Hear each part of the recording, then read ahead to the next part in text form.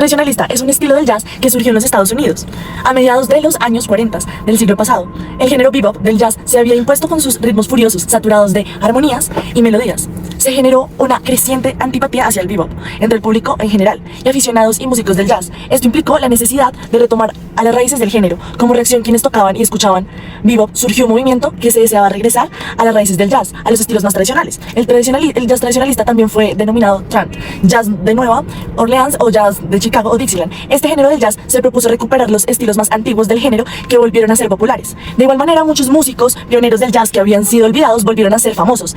Esta tendencia a ver lo tradicional muy pronto se hizo famosa en el mundo entero. El jazz cool también fue el género del jazz que surgió en los Estados Unidos a mediados de los años 40 del siglo pasado, como recién al bebop.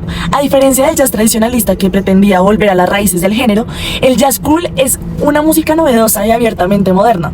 Los músicos del cool jazz compartían muchas ideas de los del bebop, les traían las tendencias contemporáneas de la música, les gustaba experimentar, no eran conformistas y asumían al jazz como un movimiento musical subterráneo y marginal.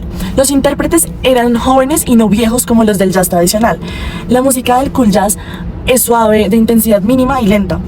Se interpretan sonidos de violencia controlada y el ritmo no es demasiado intenso. Los músicos se detenían en los acordes que interpretaban. El jazz cool, por la sofisticación de sus composiciones y arreglos, a veces estuvo más cerca a la música clásica que del jazz. Es un género del jazz que surgió en los Estados Unidos a finales de los años 60 del siglo pasado. Fusionó de manera sofisticada la energía del rock and roll con la improvisación del jazz. El rock ha sido un movimiento muy importante con la contracultura. La grabación de sus canciones siempre implicó una actitud libre de incorporación de instrumentos electrónicos como el mellotron y el sintetizador, o de los instrumentos étnicos, de experimentación con nuevas técnicas de grabación donde se altera la velocidad de reproducción, se reproduce a la inversa, se superponen las capas del sonido o se incluyen ruidos de la naturaleza o de la calle. El jazz asume los sonidos electrónicos del rock, al igual que sus novedosos métodos de grabación, para poder fusionarlos con la improvisación y la experimentación que le caracteriza.